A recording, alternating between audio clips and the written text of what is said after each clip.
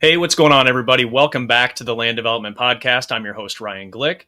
If this is your first time joining us, each week when you tune in, you will hear one of two different types of shows. Sometimes when you tune in, you're going to hear industry news. That's where we pull up a few different headlines and we talk about what it means for the land development industry. Other times when you tune in, we have an interview style show, and that's where we have on someone associated with the land development industry.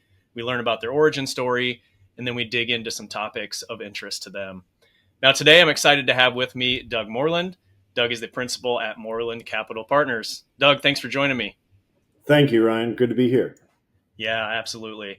So I always like to start out on these interview style shows and really dig into my guests' background and how you got into the industry and doing a little bit of research coming into our conversation.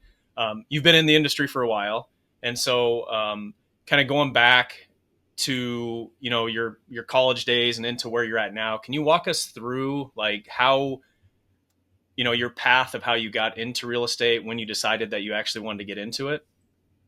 Yeah, sure. It's funny. I'm helping my 16-year-old son begin to think about colleges, and so kind of rethinking about those days for me. And I went into my college search in my first year. I ended up going to Tulane, but I wanted to be a marine biologist. I mean, I was all in on that, and I got in my first year, and after the first semester, I realized that I had kind of broader interests than just marine biology, and kind of transitioned into business coursework and beginning of my second semester.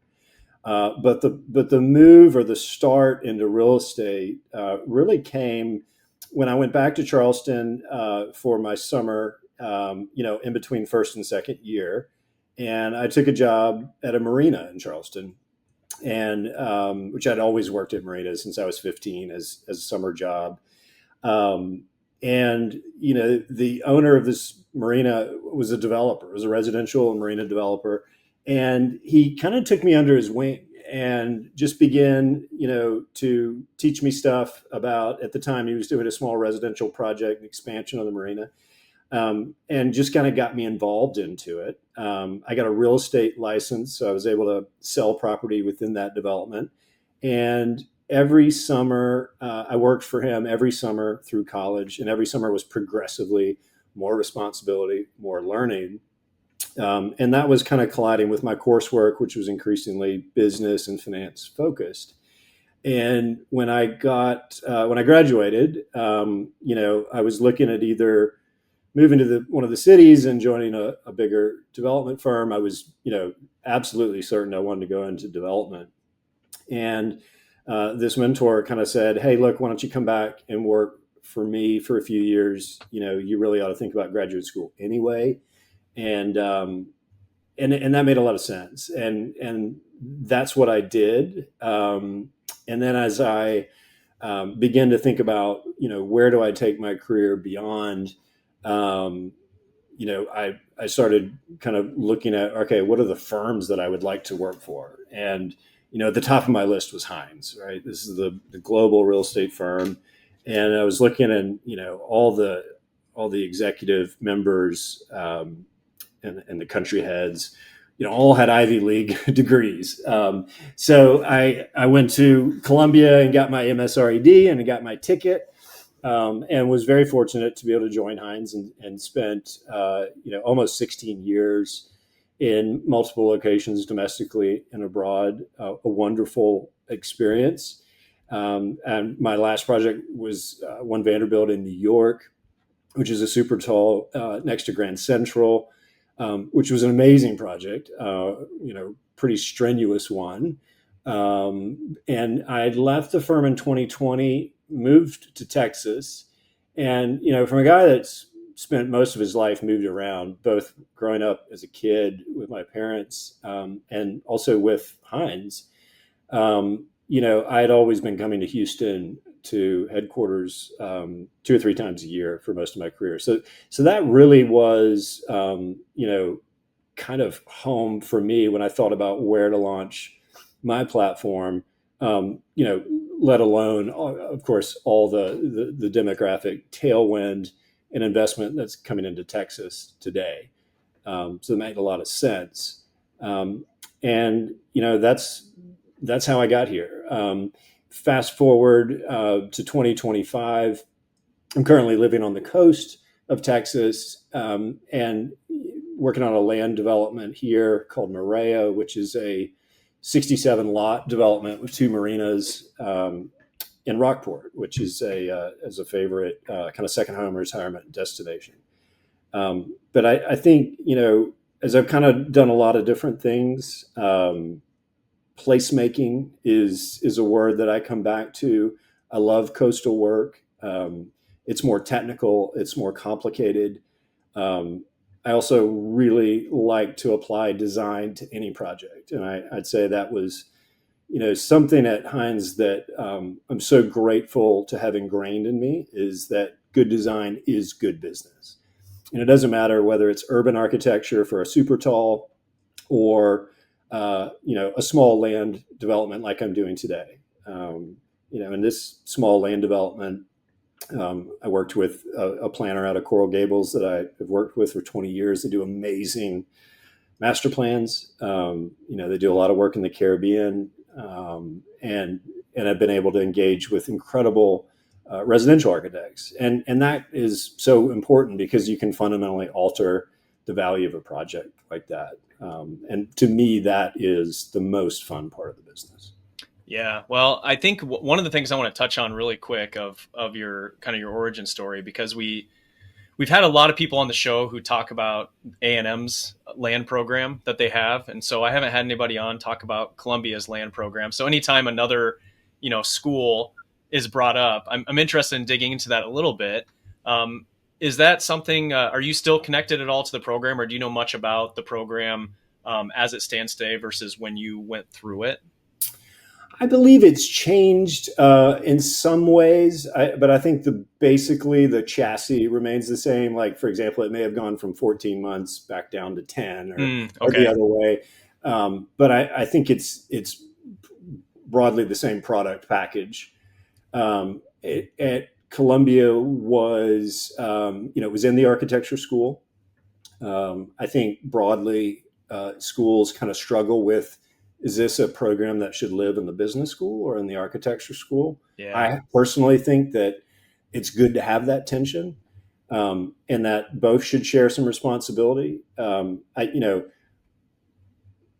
Risk capital and a financial outcome is inherently a business mission. However, architects can learn an awful lot when they know a little bit about development, and developers certainly can learn an awful lot when they know a little bit about design. So I do think that needs to be, a little bit of both. The Columbia program, because it's in New York, is a little bit New York centric, and which is great. I mean, there's a lot of lessons you can learn from there. I would imagine, and I don't know much about the A&M program, it might have a little bit more coursework in land development. Yeah. That wasn't a topic that was covered deeply at Columbia. Although I'd say we did have, for the sustainable component of that, which all these programs are generally committed to teaching, was about anti-sprawl. And in other words, higher density development. And so if a city needs to grow by 200,000 people, there's a sprawl way to do that. And then there's, a new urban kind of approach to doing that. And that was very valuable. And that's just as relevant today, if not more. Yeah. Yeah. No, it's interesting. I'm always interested in the different programs because I feel like each program has their kind of their niche and what they really like to focus on. And they all do certain things really well. And so, yeah, just interesting to hear your experience and kind of what you went through there. I'd like to dig into a little bit about you made a move from Hines to your own company. I think it was 2019, 2020 timeframe around there. I'm interested in like what drove that shift and just kind of what that process is like, because I have to imagine, going out on your own at that point, there's a little bit of, there's probably some stress or some like a little bit of anxiety of like, I'm going out into my own thing. Or maybe you didn't experience that. Maybe it was like you knew exactly what you wanted to do, the projects you were going to go into and everything. But a lot happened in 2020 as well. Yeah, I mean, 2020 was a very interesting time to be going out on your own. Um, and then, of course, that was followed by when we kind of got rolled by rates, right? Yep. Occurring in 22 and then certainly in 23. It's a little daunting for sure. I mean, you've come from a company that's got enormous resources, whether it's capital, legal, construction management, HR, marketing, all these different disciplines that allow you, in a development role to kind of just focus on the alpha and the strategy. And when you're out on your own, and you quickly wear all those hats all the time, so that the workload becomes greater. You're in the world of consultants. As much as possible, I try to work with consultants I know. It's different when you call up somebody and you say, "Hey, I need a civil engineer. This is Hines calling." Well, people kind of jump to, and they're ready to give you their very best work and their very best price because they want to be on that list for the next call. When it's Moreland Capital Partners and I'm kind of brand new, it's a little harder to gain the trust, and you get there, but it takes time. Yeah. But the ability to to kind of come up with a vision, and be able to put a deal together and be able to execute on that vision is immensely rewarding. And in some ways, I wish I had stepped out earlier in my career. But it's a good balance. I get asked all the time. People that are with the firm, gosh, should I go out and be entrepreneurial? And maybe not. Yes, if it's a burning desire within you, if independence is at the top of your kind of wish list, there's certainly a lot of financial rewards. There's a lot of financial risks that come with going out on your own. But for others, I say, look, if you're with a great firm, you're working with good people, you feel like you're adequately compensated, you have a good quality of life, maybe you stay put. There's nothing wrong with that at all. So entrepreneurship's great. It's not always for everybody. Mm-hmm. It's case by case. I am glad that I in retrospect, staying for a long career allowed me to live in a lot of different places, and you learn so much. And the more you can learn from others before you go out on your own is, of course, very helpful as well. Anything you can do to kind of help assure your success is worthwhile. Yeah, for sure. So how do you, when somebody, we have people listening into the show from all around the country, and for those people who aren't familiar with your business, how do you describe what it is that you guys do? Specifically on land development, like the current project I'm working on? Sure. Or just in general, like as a company, like what type of, what type of services do you offer? What type of projects do you generally take on? Some of that. And then I would like to dig into your project specifically that you've been working on. Sure. No, well, Moreland Capital Partners is today just me. And so I keep it pretty lean. And that's basically just because the project I'm working on has a relatively lean fee profile. But I am, generally focused on, land development deals in the residential or mixed use space, in high growth Texas markets. And, that can either be like what I'm doing today, which is more of kind of a leisure type product for second home and retirees at the luxury level. That could also port to be an urban infill in mixed use and have, let's say, a heavier vertical component. And I typically like projects that are, less than 50 acres, ideally 30 or less. And just thinking about risk and, what can you reasonably expect to execute, and just, get to a disposition, whatever shape that takes, inside a single real estate cycle. And, I lived through '08 and '09. I happened to be, in Miami at the time, which was arguably ground zero for the GFC. So, I'm still of the generation that, thinks about real estate cycles when they used to come, about every 7 years or so. Um, and so, that's kind of the platform.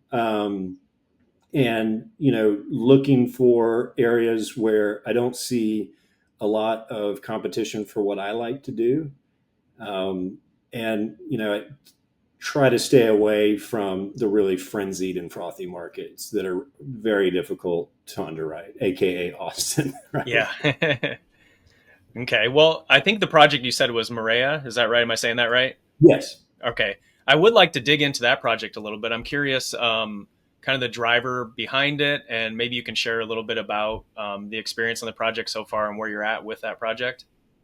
Yeah, sure. Well, I had a land holding in Rockport, which was for a mixed use site, and saw an opportunity to purchase some land that was on the waterfront adjacent. That was arguably one of the best sites in all of South Texas, in my mind, for waterfront development, and put it under contract. And in those days, the rates were rising, pretty uncertain economic future, and it had a number of entitlement hurdles that had to be sorted out.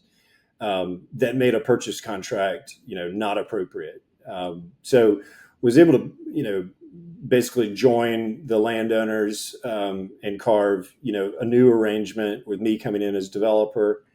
Um, and the plan was to develop single family lots. And as we started getting into it, we decided to make it more complicated, of course. And so we said, well, gosh, we have about 27 lots that aren't on the water. So why don't we build two marinas, and then we could give a boat slip to every lot, which set us up for about a year in additional entitlement and permitting with the Army Corps, which was all fine. It's just, a little bit laborious, but it ended up making the project much better. So today we're probably 6 weeks from construction completion. Add 90 days to that for the final marina dock installation, and we just kicked off sales and getting a model home built or started here in the next few weeks. I mentioned design. There's a couple different ways to do a land development, right? I mean, you can take kind of the laissez-faire approach and get an engineer to,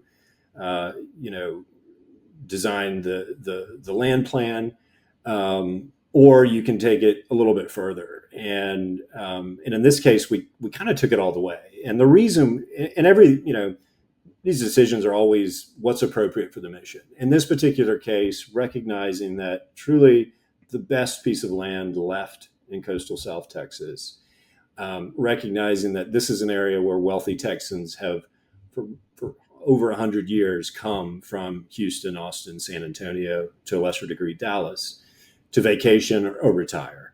That it was kind of an opportunity to do something really special. And so that's the direction we went. And so we didn't just get an engineer to do the land plan. We got OBM International of Coral Gables, I mentioned, that has done work in the Caribbean, which was important because, Rockport is hot and really windy, climatic conditions, which are exactly the same as the Caribbean. It's also important in my mind that your land planner also is an architect of homes or buildings, whatever the case may be. OBM is a widely acclaimed architect for vertical as well. And that's important. You want whoever's doing your land plan to understand lot dimensions and what that means to laying out a home. Is it creating inefficiencies, creating conflicts? Is privacy preserved in a lot of different scenarios? And then on the style and architecture of the community, we set out to do something special and really to make it an architecturally coordinated community. And and that involves for us writing building placement standards and writing an architectural code. If you've traveled to 30A, which is the most cited example of this, places like Rosemary and Seaside and Alice Beach, you may not be an architect or a planner, but you walk those streets and you say something feels right. It's the scale, it's the coordination of architecture. Going back to a period where places like St. Augustine or Charleston were built generally in a period, and they weren't sold as lots, and builders came in with styles and plans off the internet, right? You had local craftsmen, they had a availability of materials, they were influenced by, colonial architecture or from back home, where they came from. And then you get a very coordinated kind of streetscape. And so that's the intent when you try to do it this way. And was able to recruit the town architect of Windsor in Florida, which is arguably the best example of Anglo-Caribbean architecture, to come up and be our town architect, write the code. That is not necessarily so much of a project cost. I mean, it does have a cost. It equates to about 5 to 7% premium on a typical land deal of this size. It's a lot of extra man hours for the developer. There's a ton of decisions, a lot of coordination. But what comes out the other end is a completely different project that really, at least in our marketplace, doesn't have a peer. And, when you're selling a lot for, just say, $600,000 lot, well, somebody's probably going to put $2 or $3 million house on that. And they do appreciate that you've taken that time to, thought through how that neighborhood will come together, how that home will sit on the lot. I'll give you one example. We have a rule in our code, and it's borrowed from Charleston. It's called Northside Manners. And it's really simple, is that on the north side of your lot or home, you don't put any large glazing elements, any large window packages or sliders. You put your service, you have your kitchen, closets, bathrooms, et cetera. And the reason you do that is because your neighbor to the north is putting all of his or her glazing on their south side to enjoy that, and they don't want to see you in your living room. Right. So just simple things, that come together that really make a great neighborhood.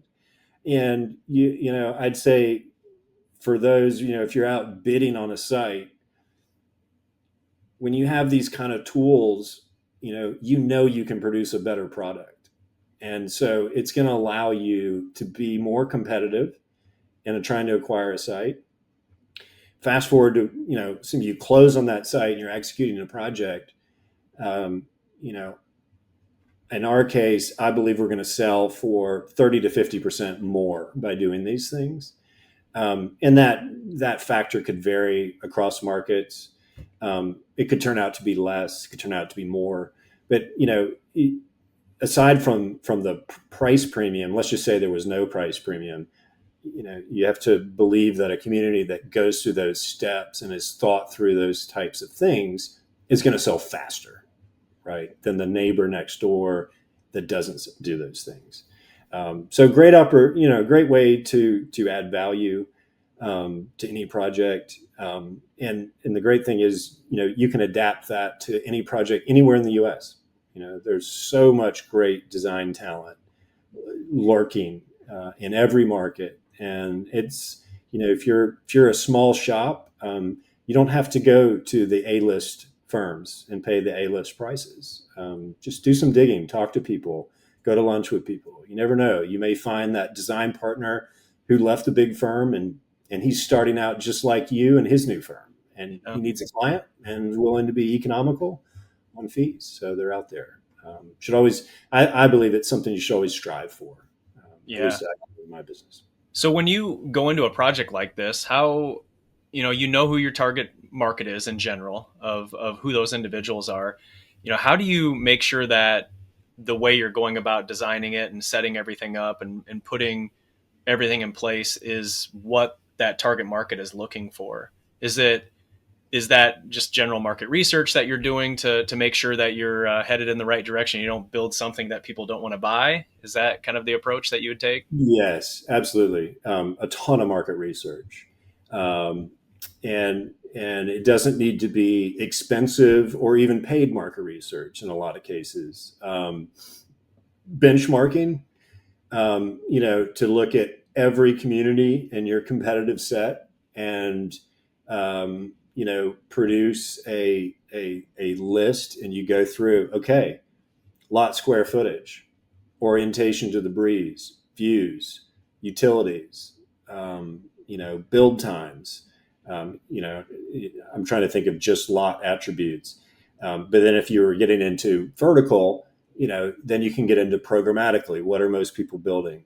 What type of finishes are most people selecting? What's the style? You can get into very detailed, construction specs.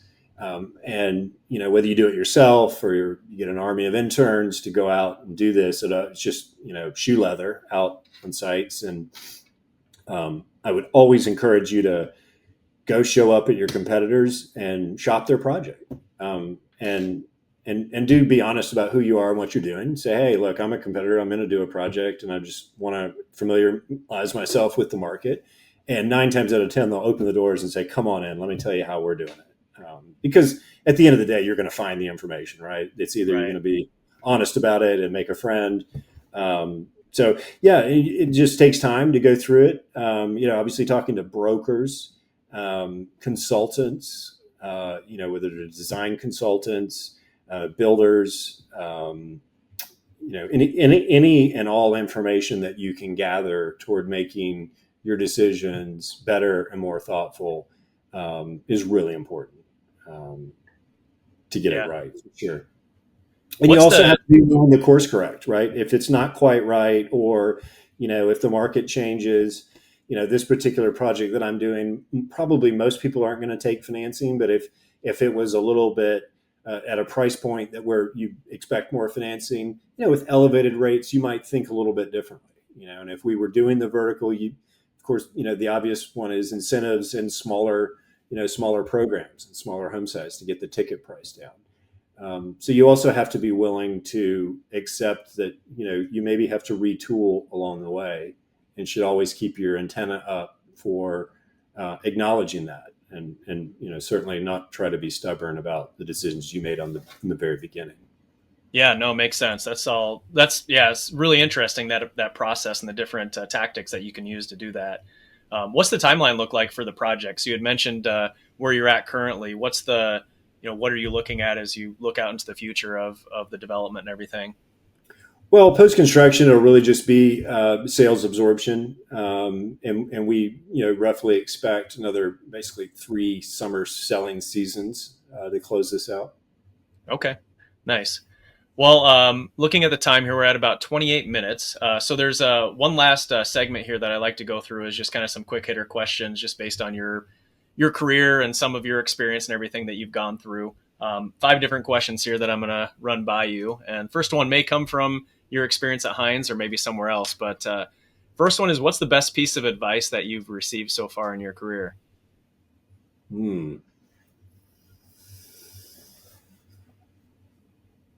Gosh, so many. I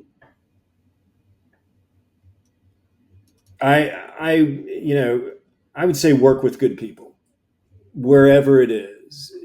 At a big firm, by in your own shop, partners, work with good people.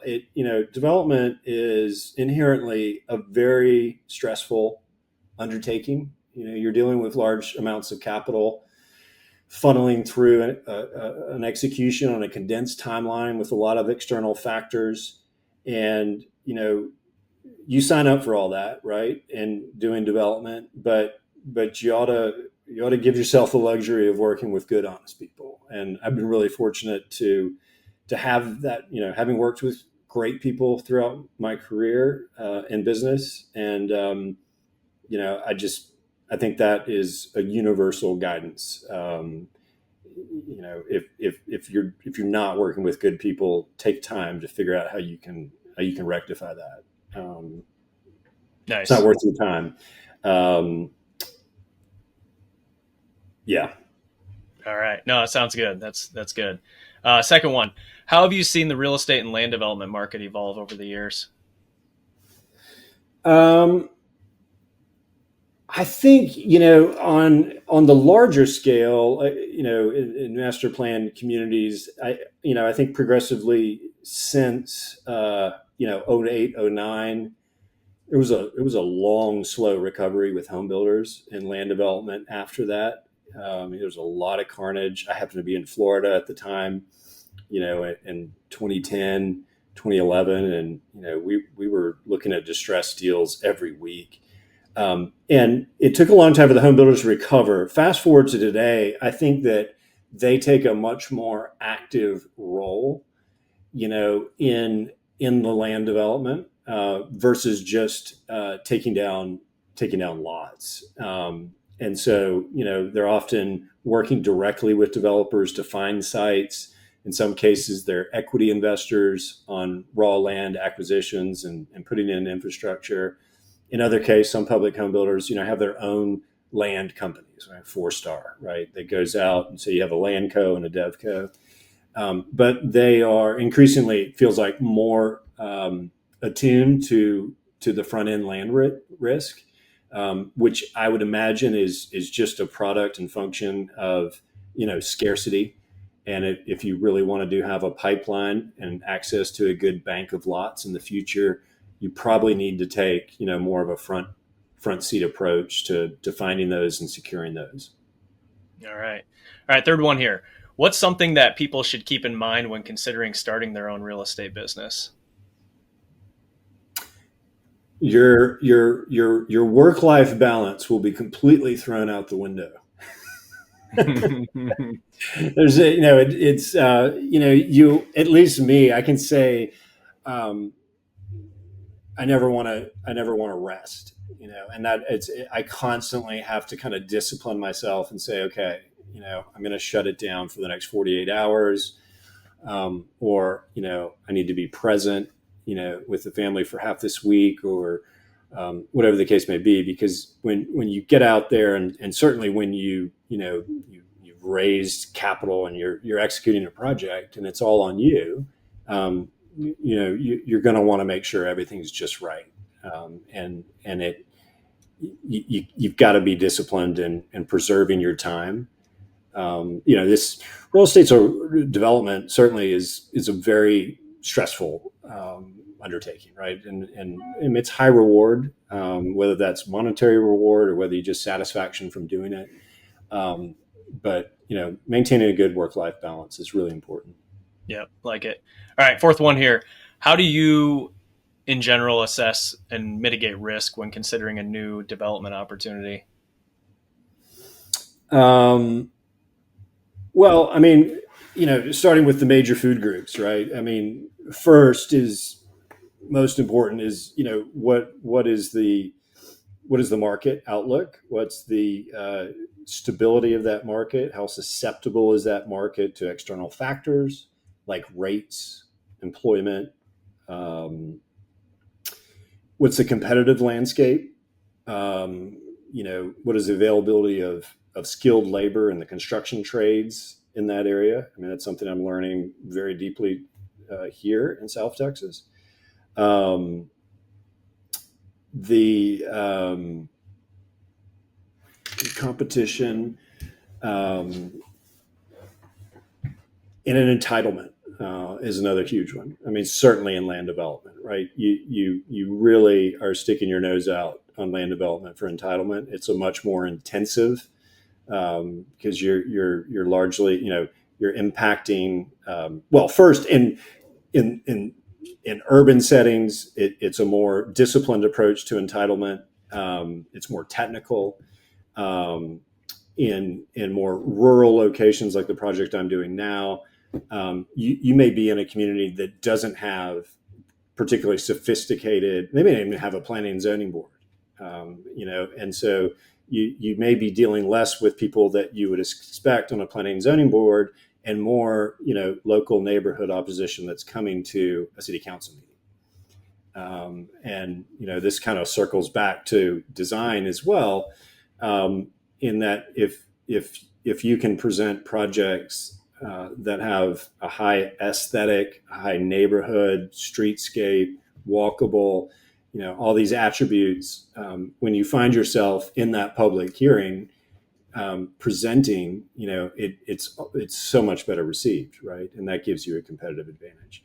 But entitlement can be very tricky, and everyone likes to think Texas is a low barrier to business state. It certainly is. It is lower barrier for entitlement for, I'd say, pretty broadly against, I'd say, kind of nationally. But there are pockets. Austin is a very rigorous land development entitlement process by statute and by sequence of process. Houston's completely different. Houston is less about statute and codified zoning, which we know, right? But it is the neighborhood groups more than make up for that. So you may not have to deal with city government in Houston. You're going to deal with your neighbors, and they're organized neighbors, right? If neighborhoods had unions, that's Houston. They're called, I think they call them super neighborhoods. Yeah. And they have political power and they have all kinds of things. So you're never out of the woods with entitlement. Even if somebody tells you a place is easy, you typically have to legislate what you're trying to do. Yeah. All right. Last one here. So kind of flipping it from the best piece of advice you used, what's one piece of advice you'd give to somebody who's just getting into the land development space? Pick your market really carefully. And, thinking about all those things that I identified as risk, and I would add more I forgot, which is time. And can I reasonably expect to do this inside my current economic cycle? But as you're thinking about the business, think about all those risk factors and then kind of overlay where you would like to do it. And real estate is very local. I moved around a lot in my career. And that puts me at a disadvantage in that I don't have a home market that I can say, yes, I've spent the last 24 years. I know everything about this market. And I know even more about my preferred product, which is multifamily or placemaking, land development, whatever it is. You don't have that, but you do have the advantage of, hey, I've seen land development in a few different countries. I've seen it in a dozen cities, and I've picked up tricks, design features, different approaches, whether it could be physical, it could be marketing, design, that just expand my toolbox for this new project. So both have merits. I think, and I appreciate that I was able to live all those experience. I regret that I didn't pick one market and stay put, because it makes it a little easier to find sites, raise capital. You can begin to get muscle memory with your teams of consultants and contractors. So I'm in the process of building that now, but I would say for new people starting out, if you do want to stay put, think hard about where you want to develop. And it doesn't necessarily need to be your backyard. It could be you could identify a market in your state that you say, gosh, I wish that was in my backyard, but I don't mind driving or flying to be able to attend to a project there, because I think it just has attributes that are really compelling. It could be in another state. It doesn't really matter. Nice. Think about that, and then get yourself surrounded by great people, whether it be partners, capital, or eventually employees, and you'll be off to a good start. Awesome. No, very well said. So for everybody listening in right now, what's the best way for them to connect with you, learn more about your project that you're working on right now, and just get more information about it? Sure. My email, I don't know if you put my email on the site or. Yeah, I'll throw it on the show notes page for sure. Okay. Yep. Yeah. I welcome anyone to reach out by email. Sure. Anytime. Okay. Yeah. So for those of you listening in right now, if you look down in the description for this episode, you'll see a link to the show notes page, and that will have Doug's email address there. So you'll be able to reach out to him and connect. Any closing thoughts or anything you have before we wrap up the show? You know, it, I think that there is an interesting, and I was just having this conversation again with my son's college prep. We were looking at, he's going to do a summer program this summer. We were trying to pick courses for him, and there was a course being offered in coastal engineering. And I love, if you can't tell, I love the coast and anything water related, but I also like developing on the coast. And it doesn't matter where you are in the world, okay? And the rising sea levels, and just forget about the politics of that and what's causing it. It's happened. It is happening. It is impacting communities on the coast, whether it's Jakarta that's about to go away and sink, New York, Charleston, Miami has major issues. Every single coastal city has these challenges. So there is going to be a huge opportunity over the next 50 years and beyond for a lot of these cities that have aging infrastructure and waterfronts. They're going to have to reimagine them. They're going to have to build seawalls. They're going to have to raise up. They're going to have to redesign their drainage. And the fact is, most of them don't have the money to pay for it. And so it will become, by necessity, a public-private partnership in exchange for development rights, right? And so, I think for anyone out there that's thinking about kind of a new approach to development, I just would offer that is something to look into. It's probably the biggest, fundamental change to development that's happening globally, and everyone's in the same boat. It's enormously expensive, obviously, to reimagine a waterfront. I'm sure about the Army Corps project. In the Houston area between Beaumont, almost all the way to Surfside, it's tens of billions of dollars. I was recently in Charleston where they're putting a gate around the south of the peninsula, around the battery, that over $1 billion. It protects like 450 homes. These are real issues, and they're coming. So the person that gets smart on coastal engineering and figures out how to marry that with development and capital, I think will be set up very well. Yeah. Do you think, I guess going on a little longer here because I'm interested, do you think with that, do you think people are really focusing on that right now? Or do you think it's one of those things that's, we know it's happening, we're seeing it happen, and we aren't necessarily doing much about it right now? Do you think it's just going to be something that kind of hits us in the face as a society, that it's going to be kind of scrambling a little bit to figure things out versus actually truly planning ahead like you're talking about? Unfortunately, I think it takes a natural disaster for it become apparent on the part of everyone, politicians, citizens, agencies, everyone involved. And so, you look at what happened after Sandy hit New York, New Jersey, right? And there was this whole effort. Oh my gosh, we have this huge liability. We didn't even really realize this. There's actually a hurricane that could come to the Northeast. Katrina is another one. All the storms that have unfortunately plagued Florida just in the last few years or this year, and then it really sets in. And it becomes critical. And I think that,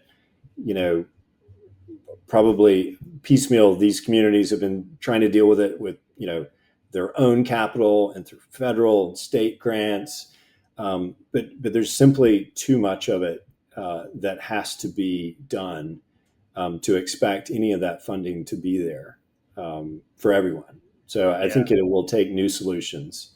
And because it's waterfront, I think real estate is going to be the group that is going to have to be involved in remaking that, because they're the ones that can provide capital to fix those kind of infrastructure issues. But they'll obviously want something in return, and which would be development rights. So there's a lot to kind of figure out. Yeah. Well, it's super interesting. I'm glad you brought that up there at the end. Well, with that said, we're now at 44 minutes, so we will go ahead and wrap up. And again, everybody listening in, check the show notes. Reach out to Doug if you've got any questions or you want to connect with him. And if you're not already subscribed to the show, click that button, and we'll talk to you all next week.